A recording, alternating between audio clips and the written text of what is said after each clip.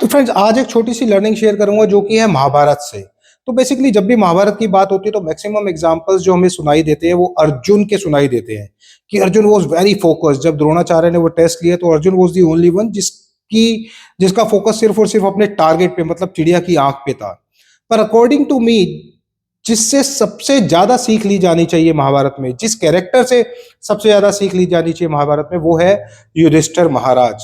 अगर आप में से किसी ने भी इमोशनल इंटेलिजेंस बुक पढ़ी हो तो युधिष्ठिर महाराज के कैरेक्टर में एक एक कैरेक्टरिस्टिक्स आप पाओगे इमोशनल इंटेलिजेंस के, कि जितना कंट्रोल युधिष्ठिर महाराज को अपने इमोशंस पे था उतना कंट्रोल किसी और पांडव और कौरवों में से तो किसी में था ही नहीं। इसीलिए युधिष्ठिर महाराज को ही जो है पूरी पृथ्वी का सम्राट बनाना डिसाइड हुआ था। तो आज युधिष्ठिर महाराज की एक टीचिंग शेयर करूंगा। 5,500 साल पहले लगभग जब महाभारत का दौर था तो पांडव एक बार जंगल में थे और पांचों पांडवों को जब प्यास लगी तो आप लोगों ने वो एपिसोड भी देखा होगा कि चारों करके एक एक बार अपना तालाब पे गए और तालाब में वहां पे यक्ष उन्हें मिले और यक्ष ने क्वेश्चन पूछा तो चारों पांडवों ने डिनाई कर दिया कि हम कोई क्वेश्चन का आंसर नहीं देंगे और यक्ष ने उन्हें मूर्छित कर दिया। पर जब युधिष्ठिर महाराज की बारी है तो युधिष्ठिर महाराज भी उस तालाब पे गए और बताऊं उस तालाब का नाम है देवरिया ताल। एक्चुअली 3 साल पहले ही मैं उस देवरिया ताल की ट्रैकिंग करके आ चुका हूँ, तो बड़ा मतलब एक्साइटेड था जब मैं देवरिया ताल पे था तो ये सोच के कि यार ये वो महाभारत की वही जगह है जहाँ पे ये सारा प्रसंग हुआ था। तो चलिए बात करते हैं। तो जब युधिष्ठिर महाराज की टर्न आई तो यक्ष ने उनसे भी क्वेश्चन पूछा। 5 क्वेश्चन यक्ष ने उनसे पूछे पर मैं एक क्वेश्चन की और उसके आंसर की बात करूंगा इस लर्निंग में, इस वीडियो में। तो 5 क्वेश्चन में से एक क्वेश्चन था यक्ष के द्वारा पूछे जाने वाला, वो था कि संसार में सुखी कौन है। और यार जब युधिष्ठिर महाराज का मैं आंसर सुनता हूं तो लगता है कि ये बात 5,500 साल पहले कही है और आज भी कितनी सटीक कितनी रेलिवेंट है आज की डेट में भी। तो युधिष्ठिर महाराज का आंसर था कि संसार में सुखी वो है जो ऋणी ना हो, जो ऋणी ना हो।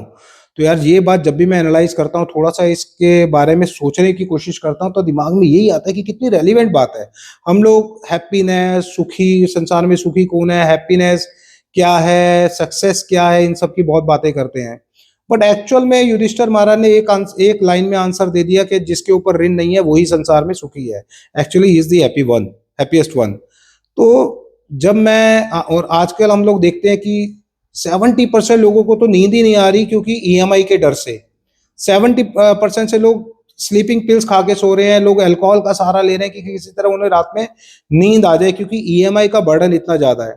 और कॉर्पोरेट में पर्सनल लेवल पे ये चीज मैं देख चुका हूँ। जब मैं मैनेजर था और मुझे काफी सारे लोगों की टीम रिपोर्टिंग करती थी तो एक चीज मैंने ऑब्जर्व की, जितने भी न्यू ज्वाइनर्स आते थे, एक महीने की उनकी सैलरी आई, सपोज 20 से 25 हजार उनकी इनिशियल रेंज थी, 20-25 हजार रुपए उनकी पॉकेट में आए, उनके बैंक में आए। दूसरे महीने की सैलरी आई, तीसरे महीने में उनके हाथ में 1.25 लाख रुपए का आईफोन आ जाता था। तो 20-25 हजार उन्होंने डाउन पेमेंट की और बाकी का जो रेस्ट ऑफ द अमाउंट है उसकी ईएमआई बनवा दी।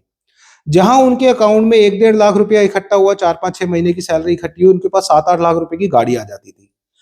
तो ये अननेसेसरी लोन है, अननेसेसरी ऋण है जिससे हमें बचा जाना चाहिए और जिससे हम बच सकते हैं। और बड़ी मजेदार की बात बताऊं कि 3-4 महीने बाद मैंने एक उनके बिहेवियर में एक ऑब्जर्वेशन मतलब मेरी रही है कि उनको अब जॉब करने में मजा नहीं आ रहा। मजा क्यों नहीं आ रहा कि महीने के पहले दिन एक घंटी बजती है फोन में कि आपकी सैलरी क्रेडिट हो गई है बैंक में, और दूसरे दिन 3-4 घंटियां बजती है कि ये ईएमआई डिडक्ट हो गई, ये ईएमआई डिडक्ट हो गई, ये ईएमआई डिडक्ट हो गई। अब चौथे दिन से उनको मजा ही नहीं आ रहा काम में, उन्हें लग रहा है यार काम कर ही क्यों रहे, पैसा तो मिल नहीं रहा। क्योंकि एक्चुअल में उनका सारा पैसा बैंक वाले लेके जा रहे हैं, आईफोन वाले लेके जा रहे हैं, गाड़ी वाले लेके जा रहे हैं। तो अल्टीमेटली वो कमा किसके लिए रहे हैं, बैंक्स के लिए, आईफोन कंपनीज के लिए, गाड़ी मैन्युफैक्चरिंग जो कंपनीज कर रही है उनके लिए। तो अपने लिए तो उनके अपना मतलब पैसा तो अपने अकाउंट में आ ही नहीं रहा, बच ही नहीं रहा।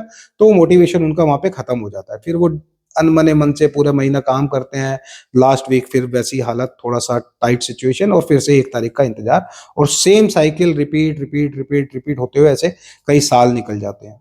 तो यार इमोशनल इंटेलिजेंस बुक मैंने पढ़ी और युधिष्ठिर महाराज से मैं बहुत कुछ सीखता हूँ। महाभारत जब मैं थोड़ा सा रीडिंग करता हूँ और महाभारत को देखता भी हूँ तो ये लर्निंग मुझे बहुत ही ज्यादा रेलेवेंट लगी और मुझे लगा कि अपने चैनल पे मुझे ये शेयर करनी चाहिए और खासतौर से यंगस्टर्स को ऐसी लर्निंग जरूर लेनी चाहिए।